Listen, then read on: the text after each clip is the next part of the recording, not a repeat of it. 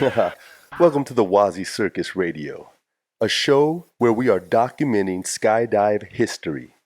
These are stories that you would only hear around the bonfire on a Saturday night after jumping. This is how I learned to skydive, not only letting go of the plane, but on the packing floor and in the debrief corner. There's nothing sweeter than a case of ice-cold Modelo's while you burn some random couch on an Oklahoma summer night. We left our studio in Austin and made a brief stop in El Paso, where we were able to interview some of the best flyers in the world.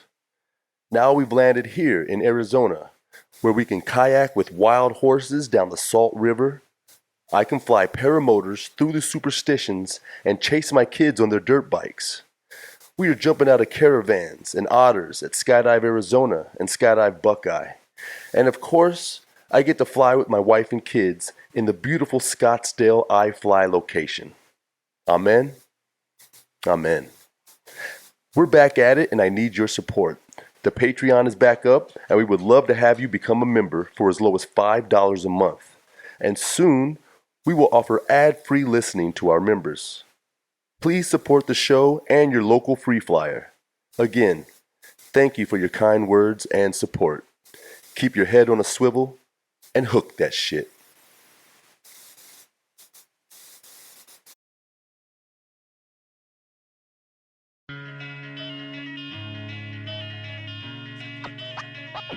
Boom. All right. We are currently at 16,000 feet. Oxygen. Yep, everybody's got oxygen on. So you're gonna see homeboy drop the hose now. You might as well Who is this dude right here? Oh, that's the legend Steve Curtis. That's Steve Curtis. Yeah. Look, just tosses it. I don't care. Yep. What up? It's going down. LEDs. You can't hear him, but he's yelling, "Let's get this shit." Yeah, let's go. Boom. Fucking sweet.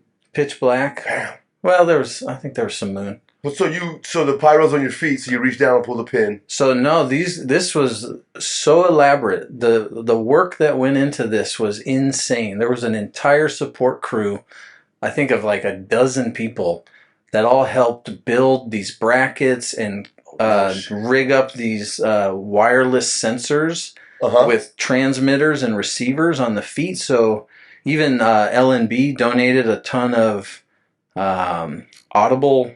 Or not audible, wrist altimeter mounts. Why can't I think of this? The Vizia. Yeah, just the wrist, the mount. And so everybody was able to put their transmitters in that wrist mount. Look at that. And so all they had to do was, as soon as they exit, just reach over, press the button, and it would fire the pyro off. So no more having to like reach down and pull anything. Like, like the last time we tried it, they had a transmitter like on your leg that you would hit, but this one was definitely the amount of work that went in to make that happen, to make it so effortless for the skydivers, is why it was so successful. Sick. Yeah, that was cool. That was a crazy skydive. Yeah. Welcome back to another WazzyCircus Radio. We're here with Nate Roth. Put it on Nate Roth. Put it on. Let the world see Nate Roth in this piece. Yo, that was the pyro jump. It just happened. Yeah, back a few months ago, right before the summer. Right before the summer. Yeah. This is 2024 right now. Yeah, that was in May. Right? How many jumpers? That one was 42 for that record. We're in the skydive. And then there's 3 camera flyers flying. Sick. Yeah. And one of them was the amazing Nate Roth. Yeah, I'm lucky enough to be invited to some pretty incredible skydives. Yeah, man. Yeah, I'm very fortunate. Your original Sky Venture, Colorado, Denver. Yeah, I started back in 2007 in Denver. 2007. Yeah, when I think that tunnel opened like early 2006, and then I managed to get in there early 2007. So Denver, there was Orlando. Was New Hampshire around? I think New Hampshire was about the same time as Denver. A few tunnels were all pretty close to Denver. Okay, Paris was already there. Okay. San Francisco came online about the same time as Denver. Really? All those octagon tunnels were the same timeline. Pretty similar timelines. So TJ and them were up in San Francisco at the same time. Yep. You know what? That makes sense because Skyventure Colorado was like the Midwest tunnel for us. Yeah, like and everybody else would go to it was kind of the Florida, coast, the middle, and then right. Yeah, because like Eloy was before Colorado, but then Denver was the first, I think, recirculating tunnel. Because obviously, Eloy is a non-recirculating tunnel. Right. So right, we were watching videos last night. Yeah, they're mimicking off of the old Orlando concept, and then the design that's in Denver was the first recirculating design, not the first recirculating tunnel built. I think like Russia might have been the first one or somebody else, but that octagon that is like Utah, SFA, right? Yeah, Denver. That makes sense. They all came out at the same time. Well, yeah, they were all super close together. Dang, and that was what we had. That was it. Were you on the boogie tour? I was. Oh yeah, that's how I got into this whole thing. Oh man, so I got super lucky. So okay, I gotta tell you guys, like if you follow the other shows, I was real hype on the red suits, right? The red suits, Christensen, Dedick, Sinjakovic, the red suits, fucking Roth, Raphael Schweiger. But in the U.S., it's you fucking guys. It's Zach Sable. It's Nate Roth. It's Josh Evans. You guys are the fucking Mike Silva. Yeah, those guys. Silva the Ninja. Legends in their own. You guys. Yeah. So the black suits, man, you're the first one. Oh yeah, this is such an honor. We were all so happy to have black suits. Nate Roth, Nate motherfucking Roth, you guys. Easy. Shut the fuck up, man. We got record jumps. We got pyro jumps, dude. Yeah. You started jumping when? So I started in the tunnel in 2007, and then I had done a tandem before I started in the tunnel. Okay. I guess going back, how I got in. I used to work at a bar in Denver. I worked with Jason Russell. J. Russ, baby. Y'all know J. Russ. And another skydiver who doesn't jump anymore, but Rick Rezick, awesome dude. Rick worked at a bar that I ended up getting a job at, and then Rick was a skydiver. And one day he brings in a buddy to work, and it's Jason. And so we're all working together, and they ended up getting jobs at the tunnel. I didn't skydive at the time. I was just... This is 2007? 2006 or 5, so that 4. Was a big deal to get a job at the tunnel back. Yeah, I worked at the bar for 6 years and a few years with those guys before the tunnel came around. And I always knew they skydive, but at that time I was traveling. That was my focus. Okay. So I was just traveling, and that was how I got into photography. Right on. And then it just kind of all worked out that the tunnel got built. J. Russ and Rick got jobs there pretty early on. And then they brought me down to fly. It was a lot of fun. Like Rick hooked it up and took me and my dad into the tunnel, and we flew for the first time. I've still got that video at home, which is crazy to think. It's a DVD of first flight. Does it have the Skyventure guy? It's so old. The paper on it? No, it's so old. It's just a blank DVD from the old shitty security cameras that were placed in there. It's when you look at it now, it's terrible in today's terms. Right. But they just needed part-time help, and I think they knew I was at least a decent worker. So right. They were like, "Hey, we just need somebody to work the weekends," and I think it was because they needed somebody to work so they could all go jump. Because I didn't jump. You didn't jump. So they're like, "Yeah, we just need somebody that's on Sundays." So I was like, "Sure, I'll work a Sunday from time to time." So I just did it part-time for a little bit. And then once you went through FITP and got on part-time as an instructor? Yeah, back then, it was a franchise, so it was like they just needed a guy. This guy Bob Burke, one of the best guys ever. He owned the tunnel at the time, and shout out to Bob. Yeah, so they would hire full-time and part-time just to fill gaps, and luckily I got one of the part-time slots, and so I would work like Wednesdays and Sundays. Sometimes Wednesdays, but always Sundays. And it was fun, just like something to do. Like, this is cool. Didn't need the money because I was working at the bar and made pretty good money for that time. So it was just like getting to fly in the tunnel. And then watching these legends who I didn't know at the time, just like teaching me how to fly. Working with Rusty, working with J. Russ, Rusty, Brad dude. Cole. Shout out to Rusty. Shout out Yeah. to Brad Cole. You know Brad, like Oh, shout out to DV, Brad. like some of those old guys, like Derek. yeah. Mini Ramp Ninja. If you guys want to see some. Oh, that's Derek Prakowski. Yeah, Oh, that's Prakowski. Another not DV, ninja. right. Yeah, Prakowski's DV. Derek Van Beschoten. Yeah, right. Prakowski was a ninja. He was like he was like an anomaly. He didn't skydive, and he just like shredded in the tunnel. Dude, have you seen him skate? Yeah. Yeah. He'll do a blunt kickflip and manual on a mini ramp, manual backwards to another kickflip, and then manual to the other side. Yeah, he just makes it look easy. Holy shit. And then, was Kiwi around? Kiwi, yep, another legend. Yeah. Who else was in that group? We said Josh.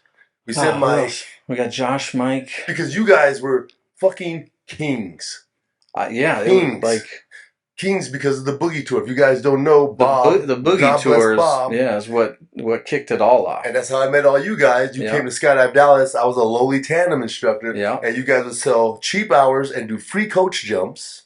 That was how it started. Free coach jumps, and you would do the duck drop for free 10 minutes or something. Zach was a ninja with that duck drop. Yeah, man. And then people get a couple jumps, duck drop, and then they just empty their fucking bank accounts. And you guys will walk away selling 20 hours every boogie? Back then, because everybody wanted to fly in the tunnel. And so it was so cheap wild. Time, and it was... Risberg, yeah, that was a different era. Yeah, shout out to Risberg, man. That guy was awesome. That was one of my mentors. Yeah, I was lucky enough. I got to live with Ryan and Zach for a little bit before everybody kind of split off and started doing their own things. Where were you guys at in the Dubai extract? Oh man! So a handful of the guys went from Denver to Dubai. It was or Abu Dhabi at the time. Oh, okay. Was it Abu Dhabi first? Because that's when they had I think the Prince's Tunnel in the house. It was another octagon. Yeah, it was. I think it was Prince Faza. He had the house. Dude, I remember watching videos and being astonished. There's no timer. Oh, it's just on. Yeah, there's a camera. And there's a guy vacuuming and somebody's it's like cooking. Drywall in the background. Yeah, somebody's cooking dinner and shit, not paying attention, and guys are just ripping it up in the tunnel. And no governor, just full blast tunnel. What's too fast though? There is too fast. I think for at a point there's too fast. Detroit's too fast. I've never flown in Detroit. They've got. The rumor is they've got the new generation 10 fan blades on the 7 engines, and it's like so efficient that it's powerful. I was flying it, and I was like, this isn't fun, man. You were just there. Yeah, I was like, dude, I lost a logo on my suit or something. That shit was so fun. So it must have been good, because that's after the repair. Yeah, after the repair, it's all tuned up. It's fucking fast. Okay, could you fly up at the top and... Yeah, it's fast. Head down? It's fast. Fucking crazy. Yeah, I've only been in a couple tunnels where they haven't been governed. Oh. And it's it's fun. It's not. But at a point, you're like, all right, I'm working. I don't want to work this hard. This shit's dangerous, dude. I don't want to work this hard. All I'm doing is risk assessment. I'm like, if I fucking bail right now. That's because we're older now. Yeah, I am. I'm not made of rubber. Yeah, if we were in our 20s again. You gotten hurt before? Yeah. What injury? The first time I really hurt myself was learning backflips. In the tunnel? Yeah. Have you ever got hurt skydiving? Like bumps and bruises. But not really. I mean, knock on wood, yeah. Not knock me out of the sport for a while hurt. So people always say that the tunnel is, it's safer and this and that. I've gotten way more fucked up in the tunnel than I have out of the sky. Yeah, I like to joke that the tunnel's like the lowest impact sport until it's not. Right, it's... Till that second. It's just that the glass is right there. Oh. With the skydive, you run into people, you make dumb choices. Closing speeds are super dangerous. Right. So depending on what you're doing, the sky could be way more dangerous. But in the tunnel, I think your risk factor, or whatever you want to call it, is higher just because of the confined space. That's all it is. That's all it is. Yeah. Right. If you had more space, in theory, who knows, in the Abu Dhabi tunnel. I don't know what kind of safety record they have, but I would assume with that much space, for people that know how to fly, I would think the risk is pretty low, aside from maybe bombing the net because you can't see it. Have you heard of that? I would assume, it looks like that would be tough to. Yeah, I've heard that you cannot. Spot. It's invisible, and you're just blasting down, and there it is. So you got to learn the references, I think, on the side before you probably smash the net a few times. So learning. I remember having some bonfire talks about the Abu Dhabi tunnel, and it's like the potential for speed is so much greater before the impact because of the distance. Yeah. Right? They have more potential because there's more speed generated over that, just the distance. It's just more opportunity.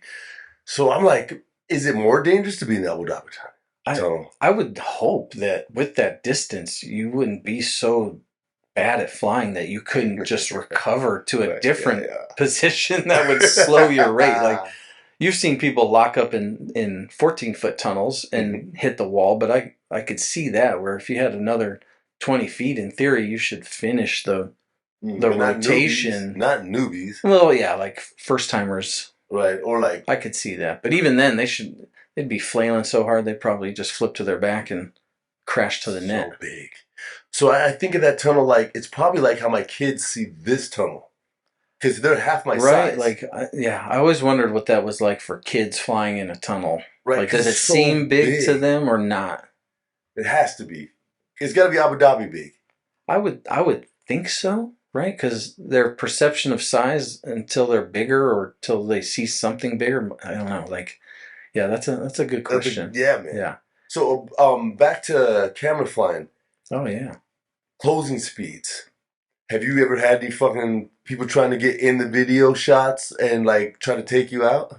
Because I mean, you're doing big way records and shit. Yeah, they're the big way stuff. Those guys, they're not disciplined. They're not focused. Yeah, they're super disciplined. Yeah. Like, actually, at the most recent one we did in Paris, I fucked up on one of the last jumps. Is this Paris? Yeah, I think that's one of the Paris Sky. No, there's Scott up there. I just got to look around. She's like, yeah, that's Paris. Yeah, that's Paris. She's like, dude, it's Paris. But that's not. I don't think that's the most recent record. Or no, sorry, I said Paris. I meant Elsinore. At the most recent record in Elsinore. Okay, it's not Elsinore. I was trying to come up for a money shot in the center. And then I got too distracted watching Matt Fry and Andy high five and fuck around with each other. Yeah, other legends. Are you kidding me? Yeah, I was too busy watching them fuck around, and I came up behind another guy, Chris, and he turned and just like, it was completely my fault, totally my fault. So like shit like that happens, but nobody coming at you. No, not at that level. Not that level. Those guys they're so tuned in, and they've been on so many skydives like that. Right. Unless the only time you see issues is like if people get hypoxic. That's really the only time they get confused and are zooming around. For the most part, the collective skill level on those jumps is so high, especially these days. Like, shout out to Matt and Andy for how they're organizing these events. Matt Fry, Andy Macchiati. Fuck, man, like it's they're like cogs just working these pieces. Sick. And even at the Elsinore record that we just did, we were done like halfway through the event. I think it only took 10 jumps to set 2 world records. And back in the day, it was 20 jumps. Yeah, and they a lot more, right? Like, but it just got done. It's just everyone's there focused. They're hyper current. They're very skilled, and then it's just they know what they're doing.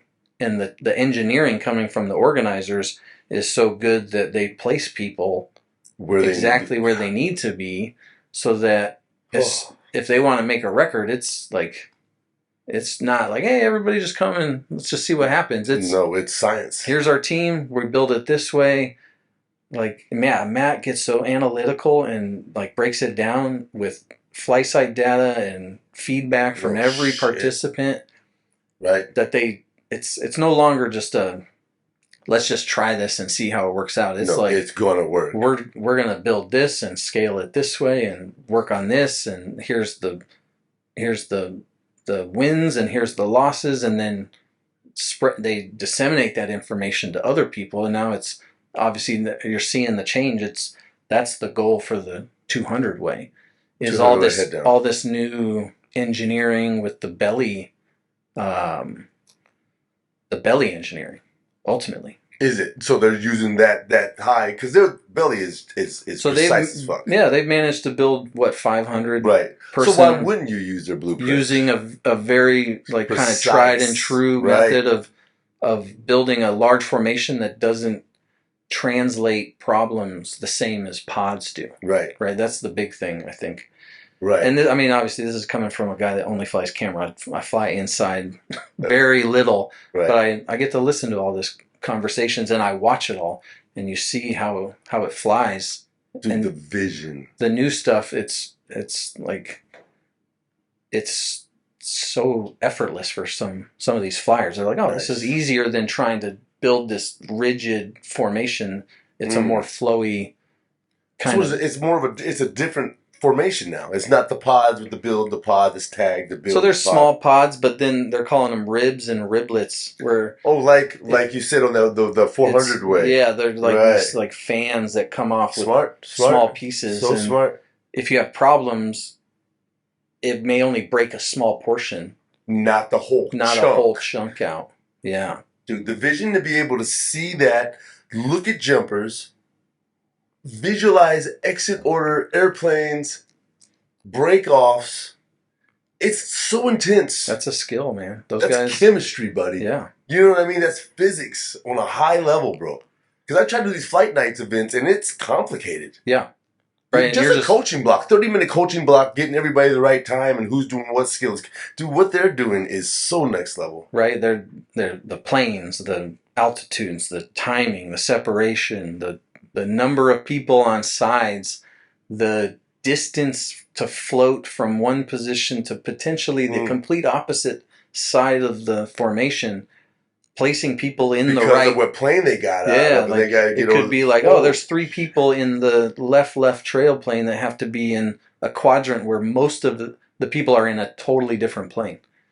So, like, how they engineer all that stuff, it's fucking insane. Hats off to those guys. Like, and I've seen some videos where Mickey is floating for like a month. Yeah, I've been lucky enough to jump with Mickey Nuttall, and he was another. Well, Mickey started in Eloy. Okay, but we were lucky enough to have Mickey in Denver. Mm-hmm. Like I remember we paid Mickey coaching. Oh shit, this is a good one. Here we go. Zach Sabel, we were all trying to learn VFS. And I was super interested in it, but I didn't really skydive at the time, right? Like I was still jumping, but I wanted to learn about VFS. So, God, this is probably like 2008 or 9. I can't remember. I hadn't even started yet. Mickey had transitioned out of Eloy, I think, was just coaching and jumping. Like he was on standard, SDC standard with Rook and all those guys, and just like competing against Aaron. Mickey, you got to be on the show, bro. Oh yeah. Message you right now. They were competing against Arsenal and all those guys, and Zach and those guys were teaching Dallas crew. I think that was back when they were doing. Zach was on Vertex with like Brad and Simon and Penny. Yeah, all from Houston. Simon Bones. Yeah, Simon Bones was a friend of the show. Yeah, and so I can't remember exactly, but Zach was like, "Hey, we can pay Mickey to come and coach us on VFS." And so we're like, "Cool!" Like we got the time for free, so we were just paying for his time. And so he shows up, and we're standing there, and he's like, "All right." And he gives us a dive, and we're like, "Well, what's that?" And he's like, "What the fuck do you mean?" And we're like, "Well, no, I thought we were going to coach us." He's like, "Yeah, I'm going to coach you how to fly this stuff. Like, you guys have to learn what all the blocks and the randoms are." And so we're like these just green skydivers to VFS, at least like me, the most novice, but the other guys were good jumpers, but VFS was new. And I'm like, I don't know what J means. And so, it's so hard. Yeah, Mickey kind of set us straight for a minute, and we're like, all right, like, and he still flew with us and taught us stuff, but like we learned that day, don't be ill prepared when you when you bring a coach to teach you something high level. Yeah, because he walked up like J10E. Yeah, exactly. He's like, and you're like expecting us to know, and then him to just help us engineer it and get it better. We're like, no, we want to learn how to fly this. So, but then he came a ton and gave camps. And then eventually he came and worked at Denver. So, man, like the knowledge that came from Mickey for those years was huge too. And I still get to work with Mickey to this fucking day, son. Such a lucky dude. Yo, so all this kind of leads to where we're at. We're talking about Malchiati and just the engineering and seeing it. We jump at Skydive, Arizona. Right? Like I was so happy when I was able to move down here and like feel like I was able to jump more frequently than in Colorado. I say this with all humility. I didn't realize how bad I was at skydiving until I jumped with you fucking assholes. Holy fuck, man. It's the crew down here. Raleigh. Oh, Raleigh's. What's Raleigh? Raleigh. Shout out to Raleigh. He's becoming a really good skydiver. Hey, man. Yeah. Listen to me, you guys. Head up is weak, son. Head up is weak, son. I mean, not head up. Head down is weak. Head down is weak. Yeah. Head down is weak. Head down's a gimme, dude. Y'all ain't doing shit if you ain't fucking head up. Angle flying, yeah. Flat is fully extended. Dude, your spine needs to disconnect from itself. Right, that's how you, instead of seeing the chiropractor, just loosen up that way. Just try to keep up, and then they turn, and then you find yourself alone in space, and you're like, fuck, I suck at skydiving. I suck at skydiving. Oh, I'm good at teaching basic shit, but this high advanced shit, Eloy. Dude, that's why I pay to jump down there. Because that's me learning, right? Like I've coached for years in the tunnel. Same thing. I feel like I've been I'm a good foundational coach. I'm a good foundation. Right? I'm an excellent foundational coach. Because I like to do other things. I love to coach, but I don't want to focus all my effort on just coaching in the tunnel all the time. Right? Like we've been doing it a long time, right? Like I still coach in the tunnel, but I want to be a student. So that's why I go pay, and I want to be challenged every time I skydive, hopefully.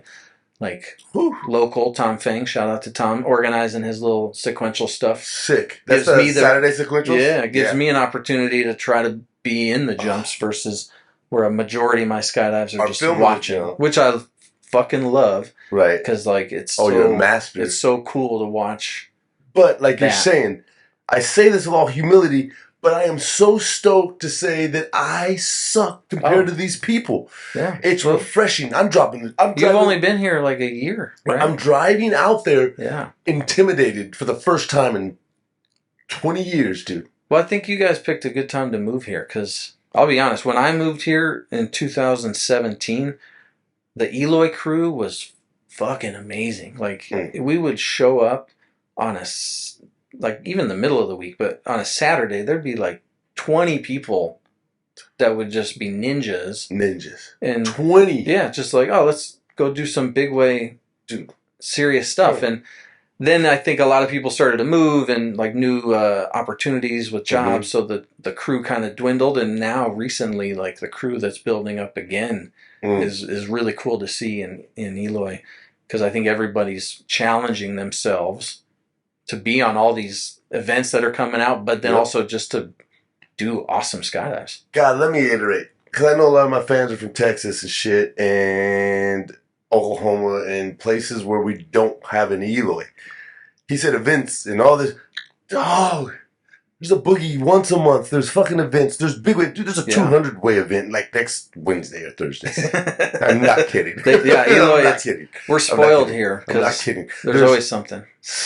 7 otters, 3 skyvans, jets, DCs. It doesn't matter, dude. There's an otter taking off. There's an otter letting people off. Right, they got everything. There's an otter landing, and there's an otter climbing. Did you see they just bought a helicopter? Oh fuck! It's in pieces, I think. But so this is true. The other day I showed up. I got a new Valk. I wanted to pack it before I jumped.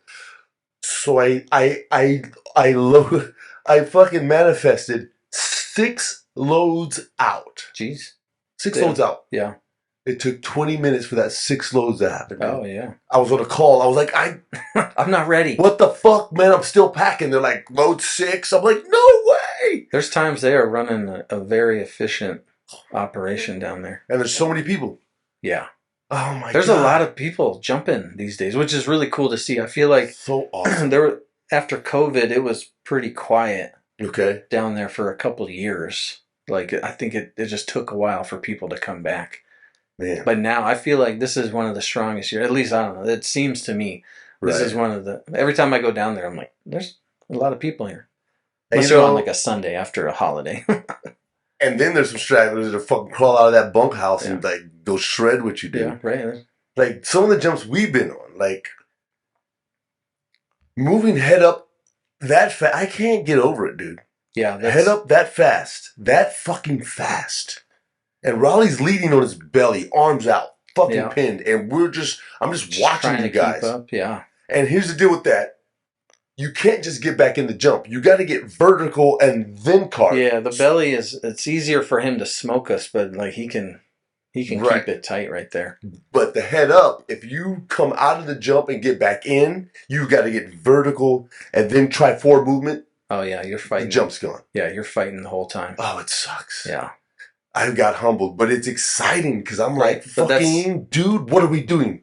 That's the stuff that you can't do in this thing. That's that's why I love going down there, because that's the time where you are really testing your skill.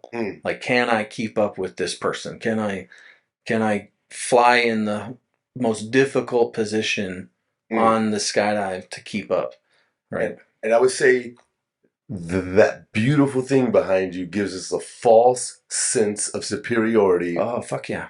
Because we're kings here. We do it, fucking demos and I'll teach you whatever. Oh, you can't do this, you can't do that. When we get in the sky, these motherfuckers are smoking us, dude. Yeah, well, they're skydivers, right? Like so, I mean, going back to the beginning, I started in the tunnel first, and then it was a few years before I started jumping. And I was even like so naive at the time, like, oh, the tunnel and the sky, they're the same. They're the same. People would come in like it's the same. And then like once I got to like 500 jumps, I'm like, oh yeah, okay, this isn't the same.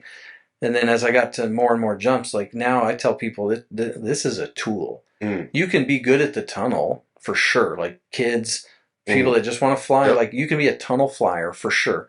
And you can be really good in the tunnel, but that doesn't mean you're going to be good in the sky. No. And you know too, just because you're good in the sky doesn't mean you're going to be good in that thing. So to be able to use both as tools, but mostly this one is a tool to get better at skydiving, I think that's when you, I guess, for the lack of a better term, transcend to just understanding. Use this to have fun and use as a tool.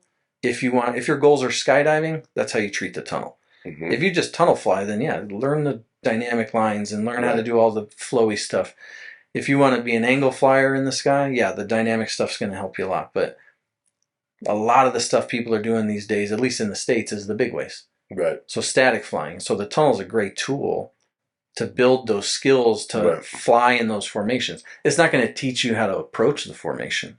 It's not going to teach you how to break off. There's no exit. Yeah, there's no break off. Right. It's not going to teach you once that canopy comes out. So I'm curious on your perspective on this. Is dynamic killing big way? Is dynamic killing static? So. No, because I don't see it. Because you see all the Texas crew, like Tex and like Mark Wallace. Tex Leo. Shout out Wallace, baby. Right, those guys. Out in Houston, Scott, we're sharing. Nick. Shout out Nick. Cody. Like those guys are all doing Shout out Cody, baby these boy. Cool, dynamic, flowy stuff. And then obviously Fly for Life and David Lang in California. There's a huge dynamic following because people that want to skydive, like that's that's the cool stuff. Yeah, like so is it who's doing VFS anymore? How many? Okay, I think it depends. There's less VFS four-way teams now than there were 10 years ago. Yes or no? I would say yes. Like I was on a few VFS teams. There's never a lot, right? There's never a ton, right? Because it's expensive, and so what's more expensive, VFS or dynamic? Well, I think the tunnel is more expensive overall for just flying all the time. That's why I think you see the guys that are at the top of their game in the tunnel work at tunnels.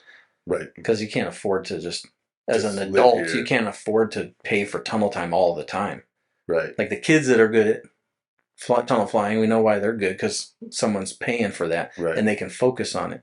As adults, you got to work in the industry to be able to fly that much to be at the top of the game, right? Like, think about all the locals who don't work in the tunnel who are really good at dynamic flying. Like, there's only a couple, 5 of them, yeah, maybe. Like that you could get in. Sam's crew, but I'm saying that could follow hard dynamic lines that have never been an instructor. Yeah. right? Like that's the separation there. Where with the sky, like you're paying to learn those angle jumps, so those guys kind of get set in their ways. I think with the VFS stuff, it's do you want to compete in skydiving? Right. Because there is no dynamic competition right now. There's artistic, which is like the one-on-one or the two-way free fly stuff, which is more flowy, like dynamic flying. But like, I mean, look at Matt Fry and Katie when they did Polaris, the artistic team.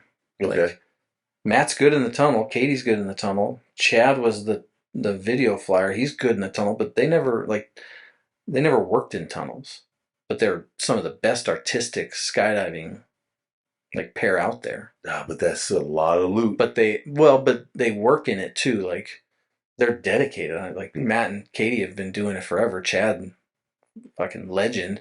Chad Ross probably, but he's over 20,000 easy skydives. Like those are the guys that have been in it forever that still compete. Where are they at? Chad's in California. Katie's in Moab. Matt's in Denver. But they don't do the team anymore. That was a couple of years ago. Right. But I'm just saying that, like, I would say they're the ones that have minimal tunnel experience, but are at like the highest level, like Andy Malchiotti, like some of those old SoCal guys, like the older generation. And those dudes are just hanging out at the DZ. I saw, but they're Peters and Malchiotti training their VFS shit. Yeah. And Jason worked at the tunnel, but obviously Jason's been a skydiver forever because of Eloy. Proximity is how he got in there. But it's kind of just going back to how dope Skydive Arizona is. Yeah. You're rubbing shoulders with superstars. Oh, yeah. All day. It's insane.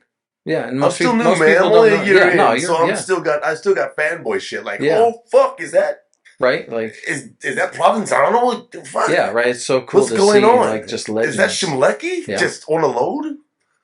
What about fucking Redman getting into skydiving? Yeah, fucking Redman. I saw him at the drop zone with Jeff. I'm like, I want to meet you. Did you say no, what up? I didn't. I didn't want to be that guy. That nigga as soon as I see him, son. I didn't want to be like, hey. Yeah. Yo, so we were doing Max Pyro, so I didn't want to be like. He'd have been down with it though. He seems so cool, and he's fired up. Redman the rapper is a skydiver, dog, and he's like got his A license. He's 100 jumps. He's sit flying and shit. I think more. Yeah, he jumps with Jeffro a lot. I think he's got the best coach in the world. Yeah, right. Exactly. Fucking cool, man. Yeah, it's we're growing, so lucky. man. Yeah, it's growing, man. So, favorite jumps? Oh, man. So all the record stuff is amazing, right? I get to watch these insane, huge builds happen, intricate. Like, to stack it all up, some of the echelon skydives that Andy organizes with the 3-dimensional, like... Dude, do we have those on your drive? I don't know if I can't remember if I saw those on the pictures you had. Those are so dope, because I don't understand how the burble's working. Because from the outside, it looks like it should collapse. I mean, they're high enough, or enough separation where they're still getting some burble, but clean enough air to hold it. But again, all those fucking guys are ninjas, like, and they're flying like. How could somebody find it?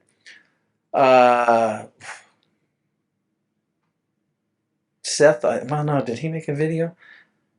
So it's all on my Instagram stuff. Well, he does. Andy's got a cool thing going where he does a few events a year, and it alternates between 20 ways and 40 ways. Okay. And it's like the 20 ways are used to kind of test some of the new shit, the internal pieces. Mad scientist. Yeah, that's a mad scientist. They're thinking. It's a Hadron Collider, dude. That's a 20 way. And then they scale it to the 40 ways to do the unique, like, intricate stuff. But so some of those were some of the coolest. Just to, it's an opportunity not to fly underneath something or right above, but like actually fly around. Because I've kind of, like, I guess, cornered myself into a record flyer or record camera flyer. Oh no, that could happen.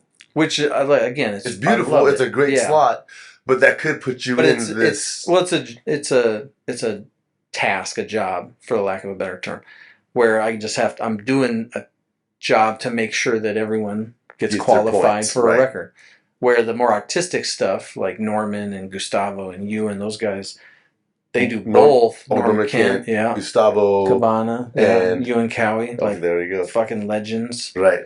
You're a legend, motherfucker. Wow, I'm just trying. Like, Brian Buckland was the first skydiving photographer that I looked up to because he used to live in Denver. Okay. And I remember looking at his stuff because he did records, and that's kind of what started the whole... There it is. Brian inspired it, bro. Yeah.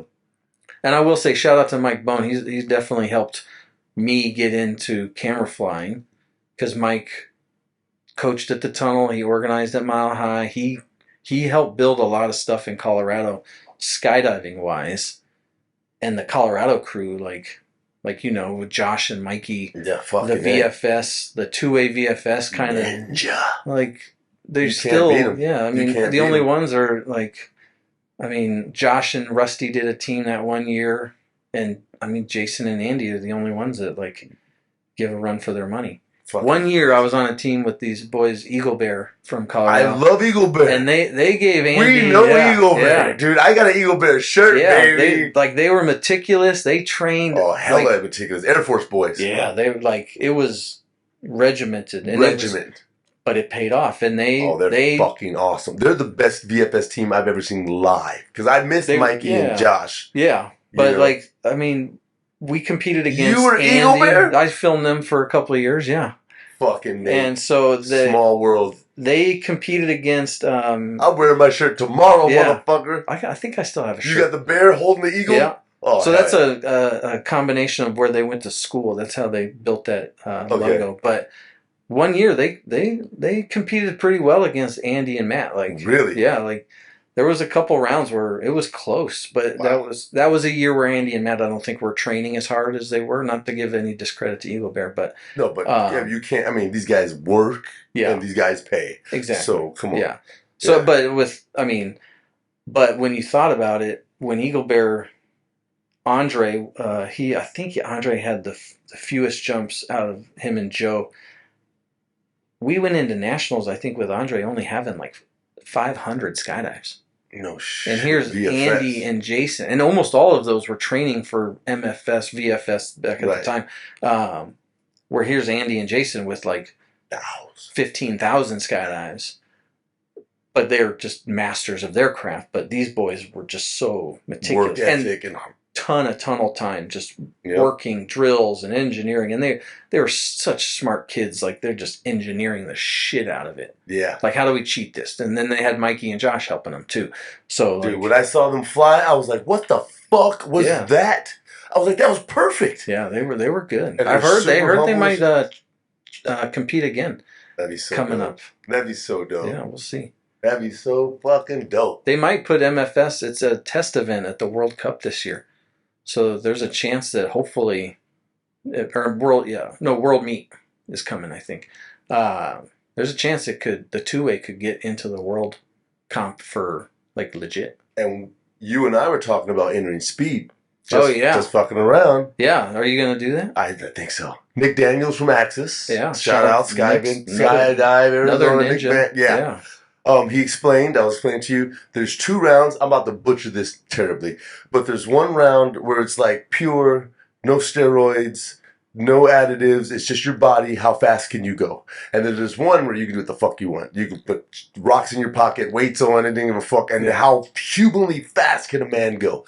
I think I'm doing the Olympic style one first. All natural. All natural, skinny black dude, fast as fuck. I bet you could fly pretty fast. Come on, man, that is fun. Yeah, it looks fun. I've thought about it. Just speed. Like, I'm a big dude. I feel like I could. I've had some pretty fast closing speeds to skydives where I'm like, I feel like I could push the limits. Man, have you ever been? How many records do you have? Oh fuck. Ain't that a bitch? Oh, fuck is the answer. I ain't got none, son. We ain't got none at the WazzyCircus Radio. So, I mean... no, I did get a record. I got a world skydiving record the other day at Eloy. Oh, yeah. A lot of people did. 33,000 people. Or I guess that was 33,000 jumps. Yeah. I got a record, baby.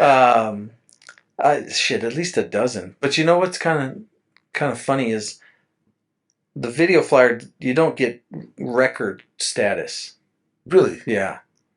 Only on, is it state records? In state records, the video flyer will get counted on the record. But with world records, I think it's still the same.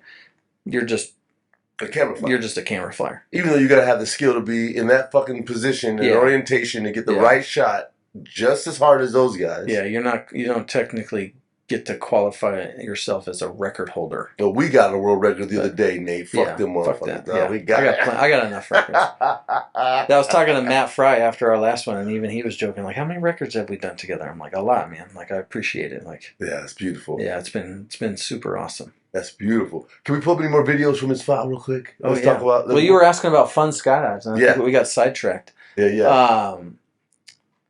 I think some of the most fun ones are jumping with objects.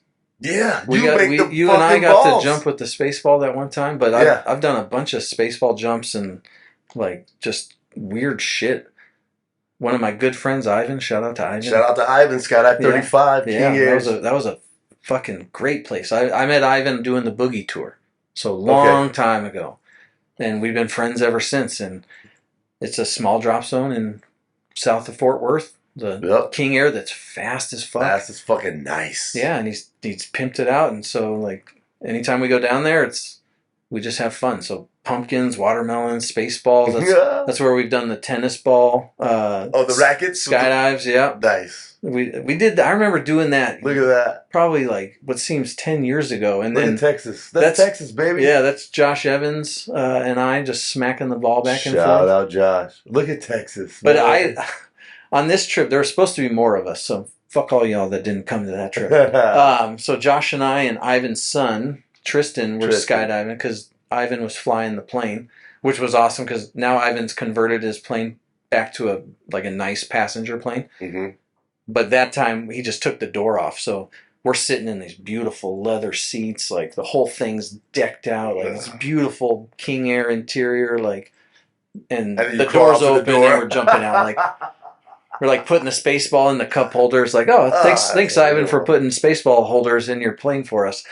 But like, those are some of the most fun jumps because I feel like you can't do that stuff in most places. And you're the space ball master, man. Because I've met a lot of guys, and I've had some Vladdy balls. But you're the first one that had it worked out with tail lead. Yeah, Ivan helped you know what the fuck it is. Yeah, I got a whole workshop at home.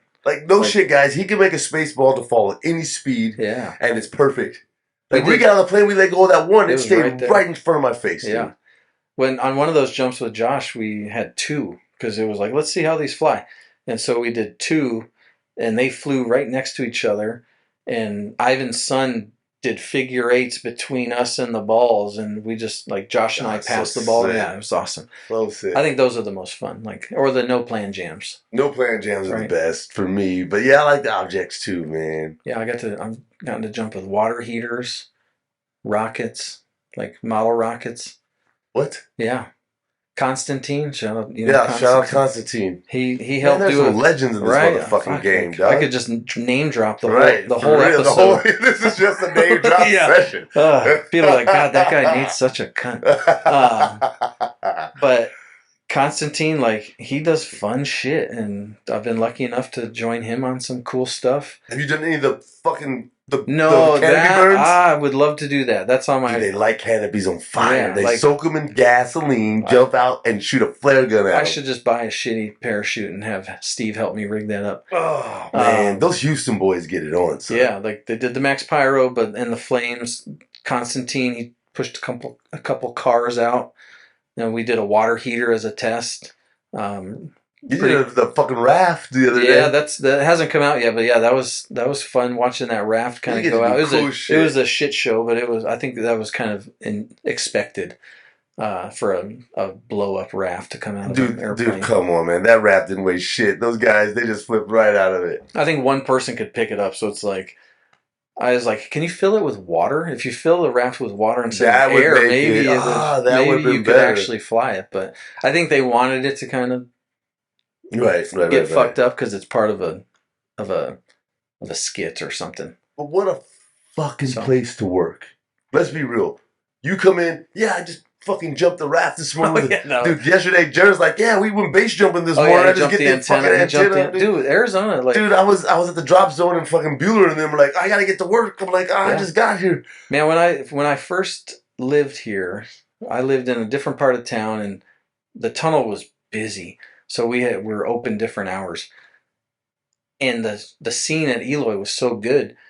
I was living with Amberly and Tomas. Shout out to them too. Fucking awesome people.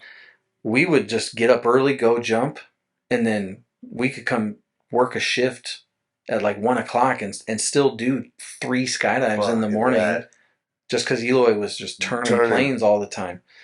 So yeah, we're super lucky here I can make a jump or 2 if I pack fast enough before my 9:30 shift. Yeah, right. Fuck out of here. You just got to get there at the first jump, and it's awesome. That's the thing about the desert, man. Everything happens at the crack of dawn, and you can do all kind of cool shit. Yeah. By noon, it's over. Yeah, well, this time of year. In the winter, winter time, all day long. Yeah, it'll be nice. I can't wait.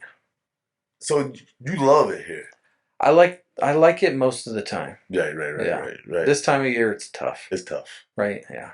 It's tough. And you just got the new JFX. I'm just flying a JFX. I upsized to a 104. Is the 2 JFX? No, just a JFX 1. Yeah. Yeah.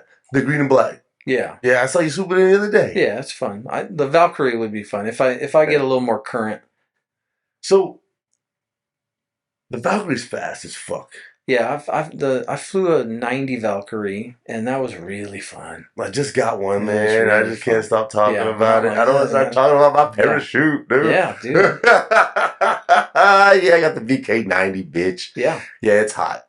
It's hot. So, first opening, I love telling this story. Oh, yeah, how'd that go? I threw it out, scared the shit. I screamed, "Oh, it's fucking fast."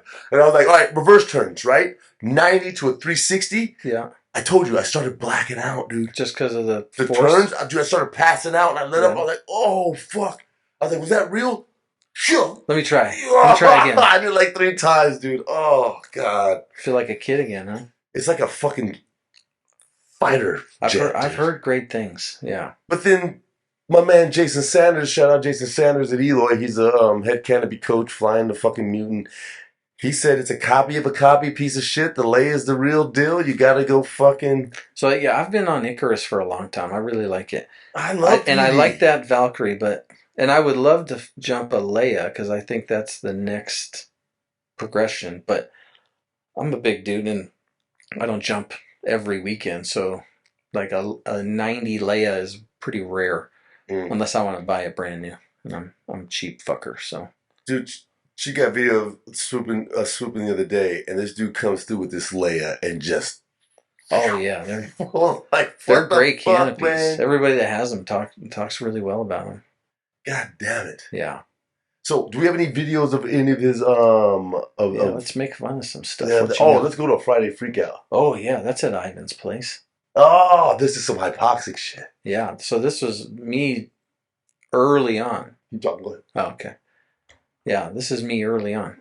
I got it. He's going to talk. Get the video.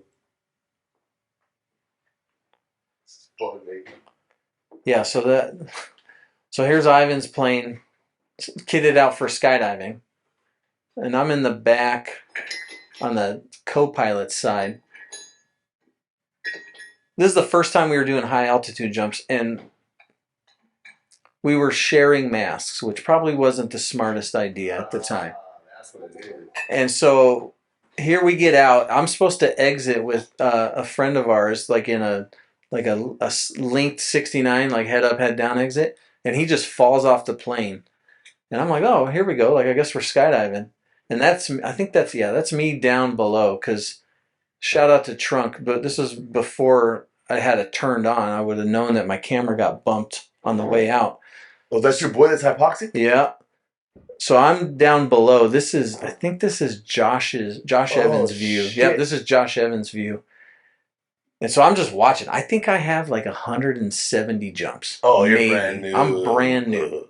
Like this might have been our second trip to Ivan's place. And Josh is trying to stop him? And Josh, we noticed obviously he's spinning. That's not part of the plan. And so there's Ivan. Well, okay, he's awake now. He's kind of awake the whole time. There, Josh finally gets a hold of him. Ivan, oh yeah, this was supposed to be also a spaceball jump. So Ivan's got a spaceball in his hand, and he has to throw it away to pull Sam's parachute. Look at Josh. Look at motherfucking Josh Shepard pulling reserve side on that ass, baby. Well, I think Ivan pulled it, but Josh and Ivan were able to get him stable. Fucking AFF the shit out of him. Here's Ivan. You can see the spaceball. There's me in the background, like, I don't know what to do. I'm new. I got 150 skydives. Is this normal?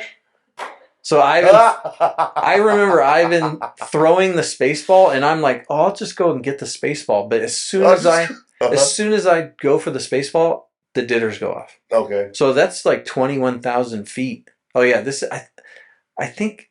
Fuck. I'm so bad with names. Dave Hanley. Do you remember Dave? I remember Dave from Big Dallas. Dave. Yeah, this is Dave Hanley. So they were the Twin Towers back in the day. Yeah.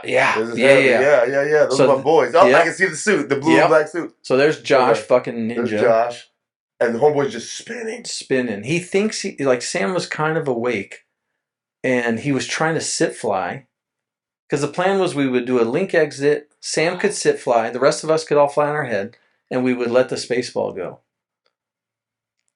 But then obviously he's struggling. There's Josh just fucking on it. Josh is just like, I got you. Looking for a spot. That knee, look. Yeah. And he manages to get a hold of him, and then Ivan manages to get a hold of him. But man, he's hypoxic and passed out, and he's holding a better sit position than half my fucking... Yeah. That guy Sam, he's got thousands of skydives. A lot of them are tandems, but he's got a lot of jumps. Dude passed out in stability. Look at those AFF and motherfucking AFF bosses. So I'm just watching, like, I don't know what to do. And that's you right there? Yep. Just backsliding away. There goes. I'm like, ooh, spaceball, and then it's over. There goes Texas. Sam lands in the peas. He woke up and killed it. Lands in the peas on like a velo. Gets down, like, what happened? We're like, dude, like, you fell off the plane. 20,000, baby. Yeah. That's Hadley right there. Twin Towers, shout out. And so later we come to find out, when he got his reserve repacked, the Cypress was misrouted. So if he would have had a Cypress fire, it wouldn't have deployed. What do you mean it was misrouted? They didn't route the line through the cutter. It just what the fuck is the point of the Cypress? Exactly. Oh my god. So if they hadn't have gotten to him, and he would have gone in, the parachute never would have come out. Okay, but dude, the rigger that did that. Yeah, they talked to him. I can't remember who did it. But that's lazy as fuck, dude. Yeah, that was. Because he realized it and still put it in. Mm-hmm. You know what I mean? Like, it was routed, he closed it, and he realized it. He had to realize that it didn't go through, maybe. Yeah. So we always have something fun that happens at Ivan's every year. So that was the first year we did high altitude. The next year we did high altitude. I wish I had that video. Smarter. Everyone got their own cannulas.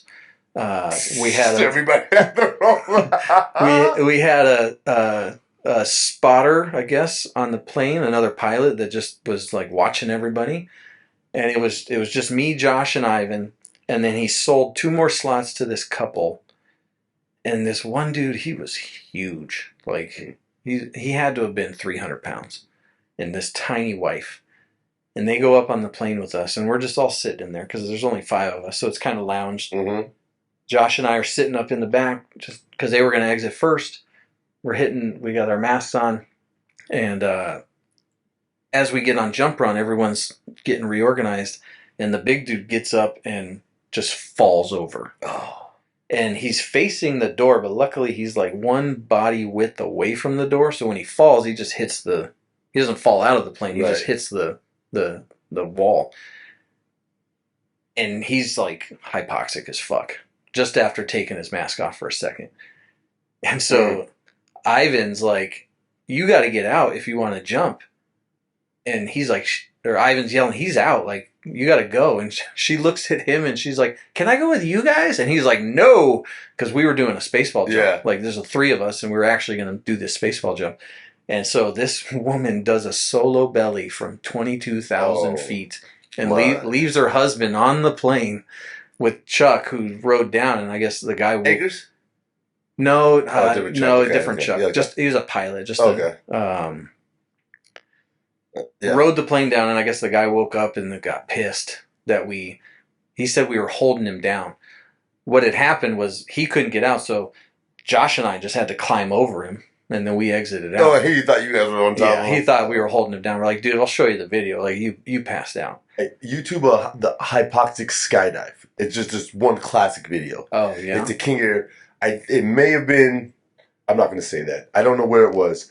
But I've had this happen in, I want to be careful with this. God. I don't want to say where. But I was working at this drop zone when we go to 18 grand every load. Okay. Load. Every 18 grand, tandems, ocean. We do 17 at Ivan's place all the time. Okay. Yeah. Everything's fine because we're only up there for, it's King Air. Yeah. You're only up there for 3 seconds. Same man. thing. You know, no oxygen on those. Get out, right. Yeah. But if there's a go around at 18, Is there a year? just look at, there's a guy laying on the floor, hypoxic skydive. Yeah. He's laying, he has to drag him, they push his ass out. It's so bad. If you don't find it, it's fine. But on go arounds in at this drop zone, one go around, it's done. Everybody's done. Oh, yeah. Everybody's drunk. Well, I'm sure living in Texas, you're probably not used to altitude. No. And this is true sea level 18. Yeah. Over the ocean. Yeah. 18. And it's like, oh, go to the cross your arms. I've had a few times where you're like, ugh. I think I felt it. You're getting rubbery. Yeah. And you're like, we got to get the fuck out of this plane. I don't care where we're at. Yeah. And there's this video. If she can't find it, it's all good. But there's a guy. He's clearly done. Clearly rubber. And his friends are just kick him out of the plane. Just waiting, hoping he wakes up in free fall. Hoping he wakes up in free fall. That's crazy. Hypoxia happens when you're at a certain above 15,000 feet for a certain amount of time. The oxygen is so thin that your brain starts hallucinating, and you get tunnel vision, stuff like that, grayed out. Yeah, you get your decision making stuff. All right, so we're gonna wrap this up. We've been at it. Favorite plane? The Otter's the best, I think. Skyvans are fun, but they're slow. What about the King Air? King Airs are fast, but I hate the door. Oh, come on. I love the King Air. Yeah. It's my favorite. It depends on whose King Air it is, because if they got benches or if they got the straddle benches or the floor or whatever. So I guess that depends. And I'm such a fucking picky bastard. The bar makes a big difference. What? Yeah, like some planes just have shitty setups where you just don't have a good handle on the plane. If there's a bar, you're lucky. But I'm just saying, like, there's some drop zones that are really nice, and they have an outside bar and a huge camera step, and and some have a little bar this big. Some that's like, you better hold on to this bar on the inside. This big, and you're like, oh, I'm gonna get this video. Yeah, like this. You're like, But so,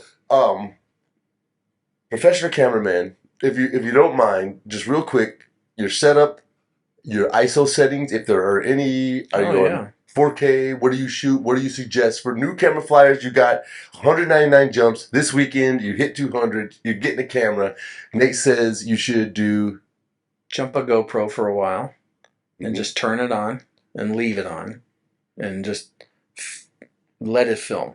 Don't worry about framing anything. Just get used to the reps of having a camera on your head, turning it on, turning it off. On the camera. Learn it on your head. Yep, learn it. You do reps feel like the buttons. Touching all the buttons. Yeah. Wipe your fucking lens off if you touch it. Yes.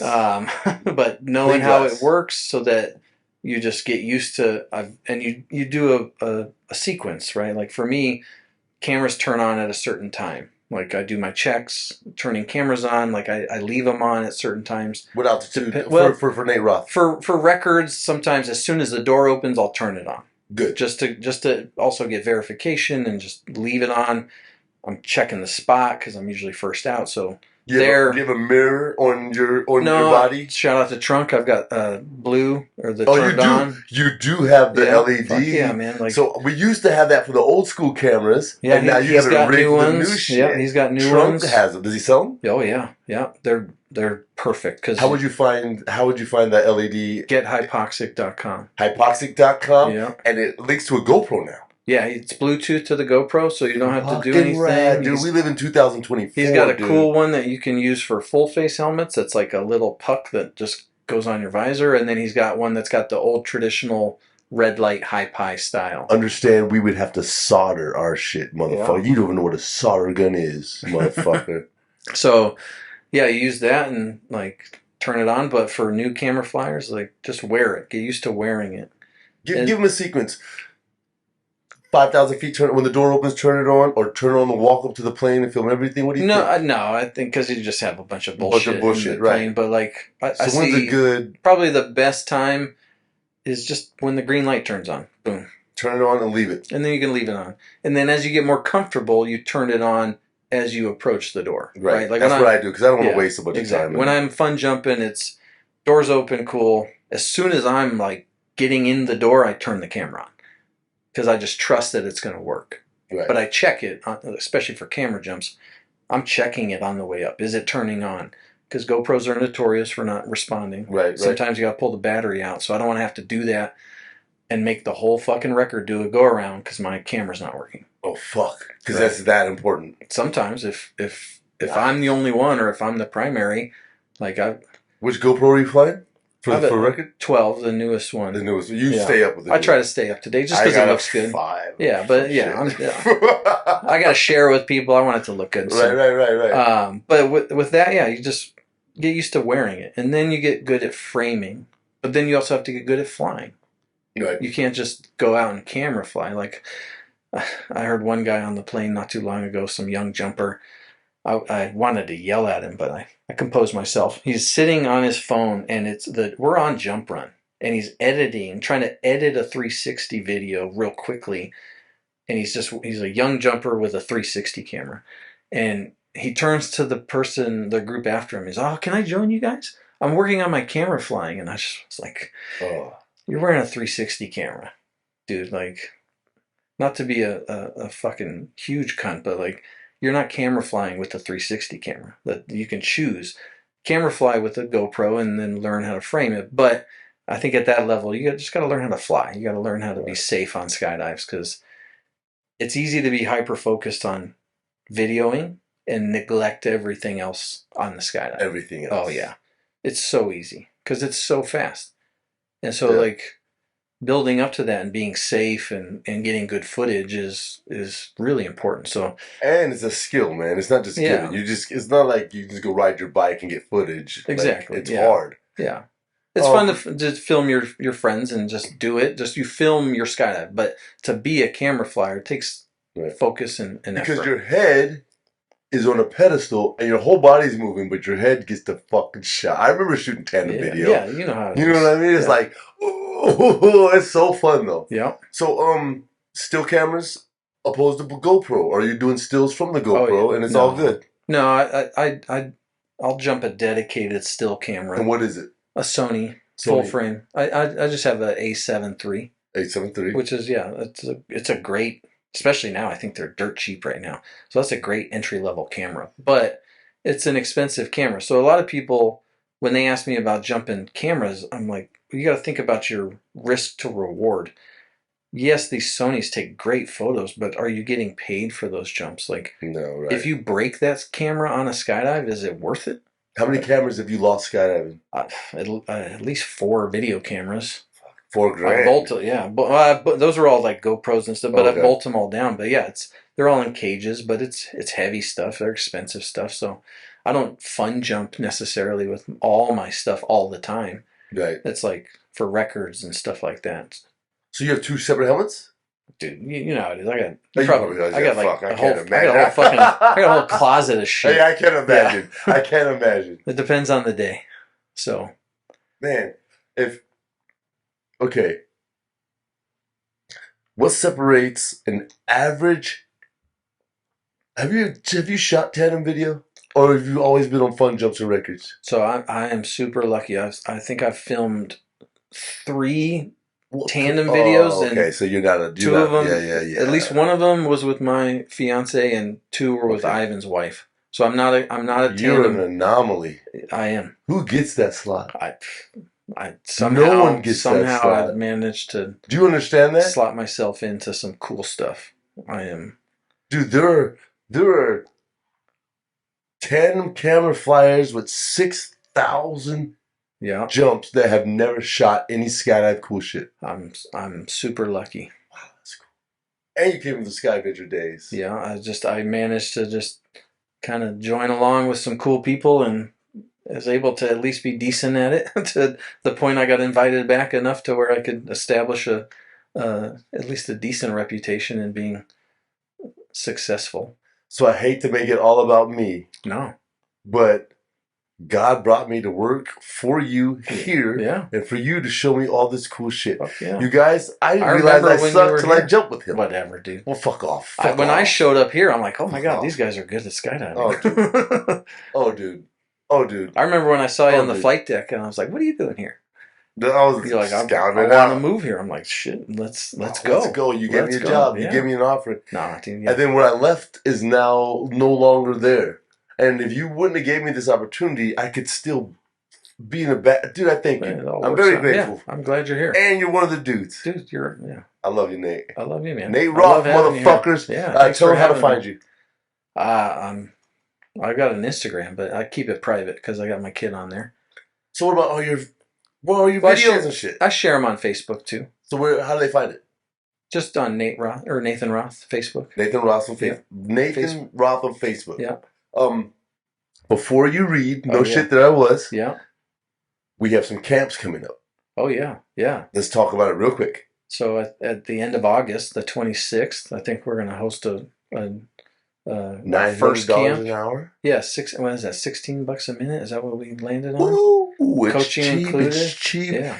And the road tunnel no longer exists, so this is the cheapest rate in the West. Air conditioned. Yeah, we want to fly. Let's get ready. Cool. Get ready for nationals or Top flight golf, nights. Yeah, Top stroke. We got a cool place around here, right? Oh, man, it's fucking cool. We got flight nights. We got The flight nights is fun, man. You're doing a great job. Flight nights is fun. Thank you, sir. There's been just week over week, more and more people. And we're gonna try to take it international soon, so people can fly in. If you guys are signed off for level 1 through level 2, you can just show up. It's $85. You're on a team. You're flying for 10 minutes. It's a fucking event, and then we go hang out afterwards in the skydive party, and then everyone goes to Eloy the next day and jumps because it's Friday, and then Saturday they're all there, and now they're taking it to the sky. Yeah, this place is amazing, dude. I think we're in a good spot again, and we're growing. I'm very humbled to be here. Yo, we done? You want me to read this? Yes. WazzyCircus Radio, man. I'm going to start the Patreon up. We're going to start Adventures up. Me and Jackie are back. We just had to land somewhere, you guys, and we got it. Yeah. There's a rumor that we're going to be stationed at Skydive Arizona and Eloy doing podcasts with some of the best motherfucking skydivers in the world. Jay Peters, Malchiati. Dude, what are you talking about? It's fucking Skydive Arizona. Ben Prop. Oh, it's so fun. It's so fun. Here we go. A legend of the place. Legend. All right. So you just read the story? Yeah, you got it, bro. All right. So this one's called I Hope Nobody Saw That. I feel like that's fitting. I'll tell you a story I witnessed from the ground. Early in the days of the pterodactyl, they used a reefing line with a pin to slow down its deployment. Pterodactyl? Yeah. Pterodactyl. Okay. So did I say that wrong? Pterodactyl. Yeah, but it's pterodactyl. So is that an old system? Listen, it's 3. I might be wrong, old school dudes, but I've seen it. I know it. It's like 3 triangle parachutes, round style, but shaped in triangles, put together to fly forward. Like on the shuttle?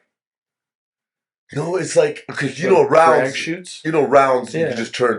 These were like. Oh, to fly forward. So that I dive. So, and it's saying the slider had a pin in it to slow it down. Oh, okay. I have heard of that. Oh, fuck. Yeah, so it's opening slowly, and you got to pull the pin to open it the rest of the way. Yeah, okay. Could you imagine that? Could you imagine looking at your fucking slider and be like, okay, pop to open the parachute? Yeah, these That guys might be that cool. jump that old stuff, man. Whew, Hold on. props to Think them. about that, though. Think about you deploy and it's sniveling, and you're like, okay, I'm good. Oh, And yeah. you get to chill. And then you just do And you look around, I'm good, okay, and then you pop the pin and the parachute opens. That might be way more awesome.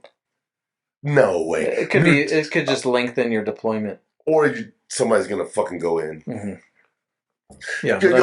So, let me go back. All The right. Valkyrie, as soon as it leaves your fingertips, it's open. Oh yeah, the opening was But really nice. it doesn't smack you. It was pretty smooth. It's open and it's like, oh. Holy shit. Okay, so I'm sorry. I packed like shit. I'm sorry, pterodactyl. No, Let's that's go. all right. 2-pin system, whatever the fuck that was. All right, so the chute opened about halfway. Releasing the pin opened it all the way. See? Yep.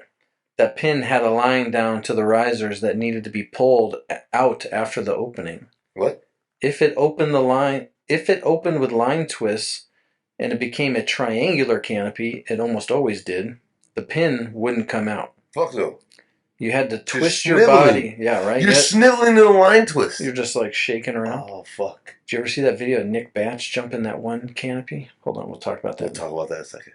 You had to twist your body around to unwind the lines in order to get the pin released. There was a gentleman jumping at Elsinore named Art Sheehan. He wore very thick glasses. I like how they needed to say that. Go big, Art. We watched him under canopy from the packing tables as he tried to release the pin, all the way down to 500 feet. That's low. He couldn't get the pin released, and to our amazement, he then cut away. Since he was leaning backwards trying to release the pin when he chopped it, he went into a perfect back loop. He leveled out before dumping the reserve, as we were all taught to do. He was probably at 200 to 300 feet at that point, but luckily at sub-terminal speed. Oh. The reserve opened and didn't even breathe once before he was on the ground. He told us later that he got up, brushed off the dust, and thought, I hope nobody saw that. I've been there. Little did he know that we all watched it. Oh. Somebody had a very early video camera with a long lens on it and videotaped the whole thing. Oh, man. Did it say the year? I can't remember. No. Oh. We watched that tape over and over again. We joked that with his thick glasses, he was able to visually calculate his altitude to the last inch. Man, some of those guys, like, hearing some of those stories of the old-time jumpers. Sign it for your number. Hey, 500 feet, he cuts away, does a layout. Dude, 500 feet is so low. Does a layout, dumps his reserve. Yeah. That's some gangster shit with them thick-ass glasses. That's a base jump, pretty much. Motherfucking nerd king. Shout out. So Nick Batch. Oh, yeah. So I can't you remember. Find the video? Nick Batch. Oh. Nick Batch. To put it in, Nick is one of the fucking greatest supers ever. Batch is Batscha. Yeah, or something. Nick Batch Swivel Death or whatever it is. He was testing a canopy in Denver a long time ago and meant to do a high pull. And it sniveled, I think, all the way until like 5,000 feet. No, fuck. And he's like just looking at it like, but he's so experienced, he's just like, whatever. I don't care. I think he had a tertiary system even because it was all test jumps. So he's just like, whatever, like, I'll just. So tertiary means that they have two reserves. They have a belly reserve, and then a belly reserve, and then the other reserve. Or the test canopy might have been on the belly, but then we have another reserve, and then a reserve. I think so. Something. No, tertiary. Maybe it was in the main tray, and then he had a belly reserve. Whatever it is. Because the PD guys do that. Yeah, I can't remember how he was flying that, but yeah, it just sniveled. Do you have any Nick Batch footage? The whole time. Nick Batch is a beast. I watched him.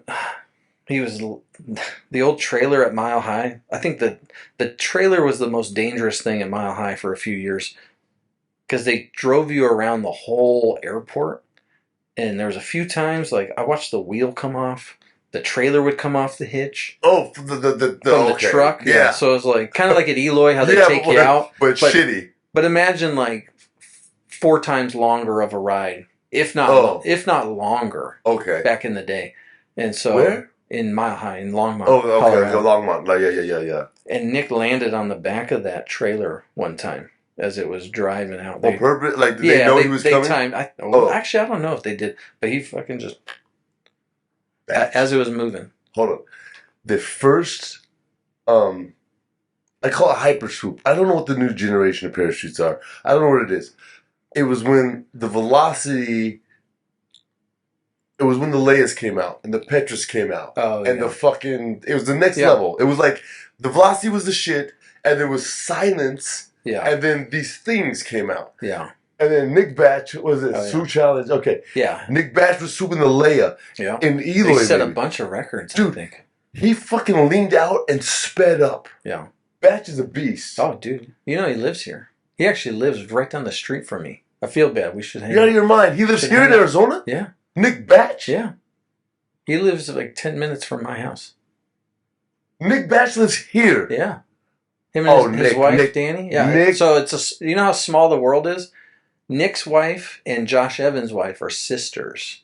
So, what? Yeah, so it's all one big happy family of like Nick, be on my show. I'll buy you lunch and dinner. Legendary skydivers. Nick, it's like saying Kurt Bartholomew and Jenny. Yeah, Nick's a fucking... Nick Batch lives here in Arizona. Yeah. Nick Batch, please be on my show. That's the lame thing to ask. He's had a kid, so that's why... Nick Batch, please be my friend. He's been busy. Nick Batch, be my friend. Look at that. Look at that. Oh, he's such a beast. Canopy piloting. Oh, that's like something I wish I needed to take. I need to take more seriously. It's so street bike freestyle. Oh yeah. You know what I mean? It is. Remember when Tom sick. Baker did that flip through the canopy? Fuck, Tom Baker was my first tunnel coach. Dude, he's a legend. Out of Orlando. Yeah. Tom Baker looks like Shaun White. Yeah. Yeah, Tom's Nick awesome. Batch. Hey, can you get Nick Batch swoop Petra? Dude, it was because everything I don't know. Okay. I'm kind of I think Nick set a lot of fucking huge records that had to like Eloy, I think even now that space they have, I think they're already running out of room because some of these guys on the Mutants, because Nick was setting records back before the Mutant was out. Dude, and then the Mutant came out, and now people are just I think Nick is faster pre-Mutant than these guys in the Mutant. Dude. Did you see this shit? If we can find this video. He had some amazing...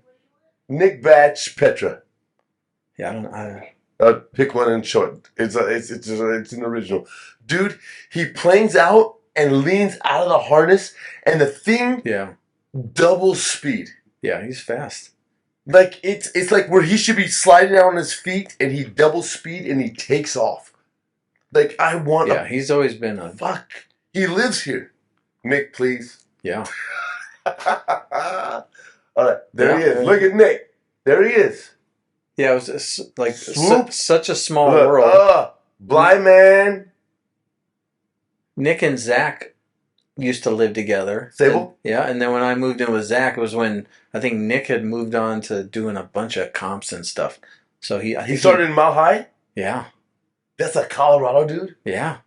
That's dope, dude. Hey, he's a Mile High. That means the air is thin, dude. It's hard to swoop a Mile High. It's just imagine like it's hard. It's like so if we went from now up there, you just downsize. Because what you just downsize. What are you on? I'm on a 90. So it'd be like you'd be on like an 84 or something, jumping up there.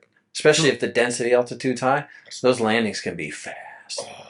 So when I went to El Paso, it was 3,000, 4,000 feet higher than Austin. I think he had a SkyVenture sticker on his helmet. Oh, did he? Yeah. So like the launches on the paramotor, because paramotor pilot. Oh, dude, fuck, I want to try that. You would run for days at the higher altitude. You're just running because there's no air. Oh, yeah. So it takes a lot to get off. Or like here on the beach, you just lift off the ground. We were in Mexico the other day, dude. They're fucking lifting off the fucking ground.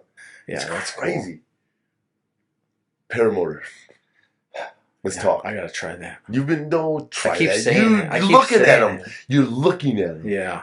I sent you that one. I should have it's amazing. I should have just bought it.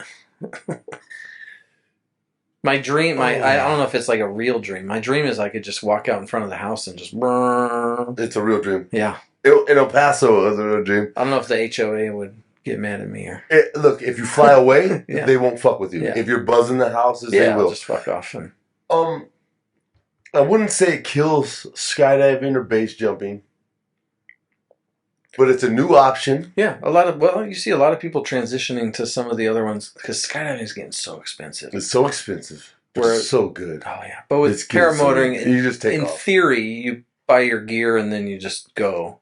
Yeah, but it's always expensive. So the quotations is if you fucking crash and break everything, it's thousands of dollars. Well, but you'll get hundreds of flights without crashes, and then it makes the one time is expensive.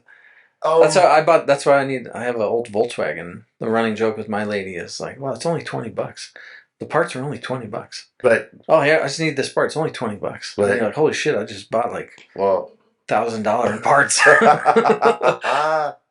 Hey, the dream is to keep the Volkswagen and get a paramotor. Don't sell it. Yeah. It's worth it. Yeah, that looks fun. Any skydivers, I know if you've listened to the show, and the only reason you're here is because you listen to the show, and I'm going to say it again, but there's no freedom on earth like a paramotor, and that's it.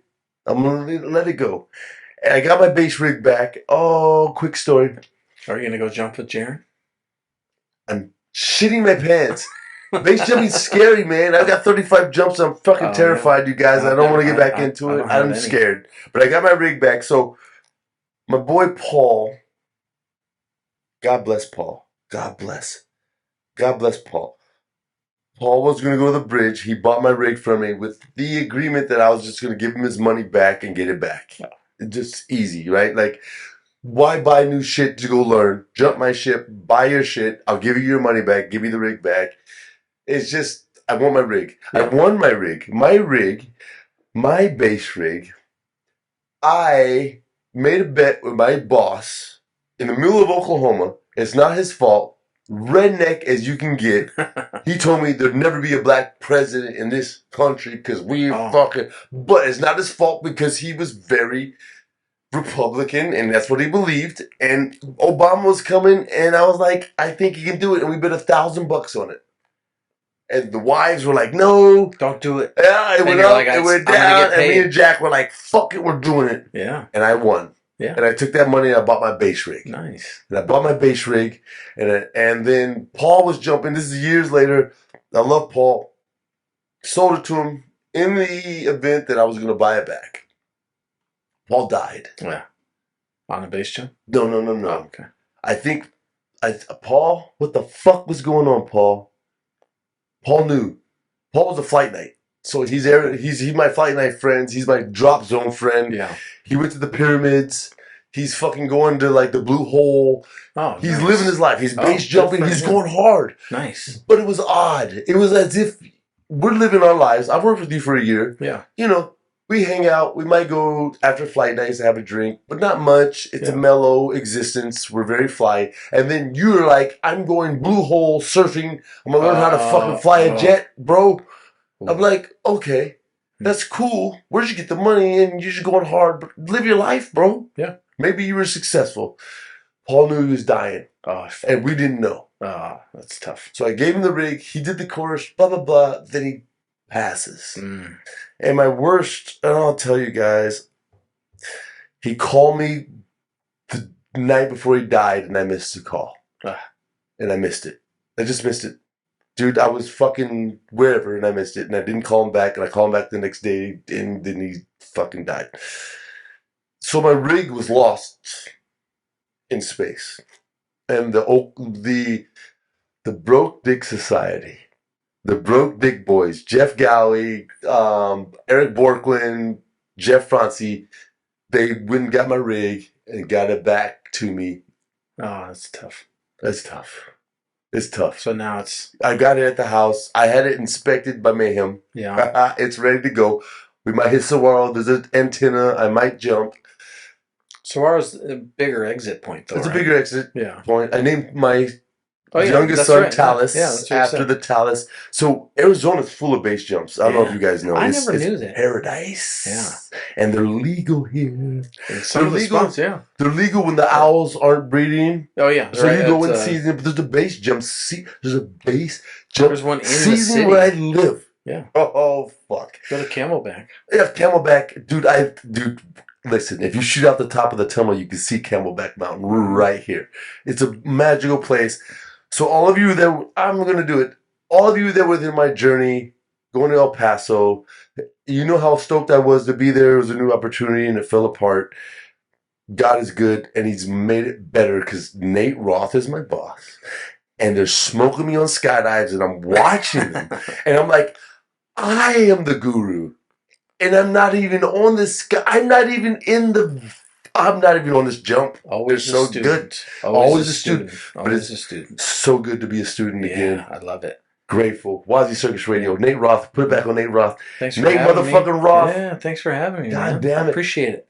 Dude, one of the premier skydiving videographers there is. Records. The pyro jumps. Man, we're out here doing it in Phoenix. We got camps coming up. $900 total with coaching. We're trying to change the game. Yeah, let's because change, we let's change are Phoenix. the GM is a skydive tunnel master. It's not what you think, man. Let's bring it I'm back. here. Back to where it started from. Dude, Skydive Mecca, Skydive Arizona. Yeah. We're doing it right here. And go to Eloy too. We're not taking from their tunnel. No, Their yeah. tunnel's amazing. I go down there. Toast to life. Toast to life. Toast to life. Toast to life. Yeah. Thanks for having me. Thanks, Nate. It was fun. Respect. Look at that shit, man. Oh, yeah, that was so much fun. Not bad. Yeah, that was cool. Right. All right. Thank you, Jackie. Thanks, Jackie. Yes. All right, we gotta break all this down. Yeah, let me help. That was fun. That was cool. fucking awesome. Yeah. And we could have kept going, but I know it's Yeah, I get it. I just started watching like, oh shit, we have been here a yawning while. and shit. Yeah. How long was that? How long was that? Now I can see why Rogan talks for 10 hours or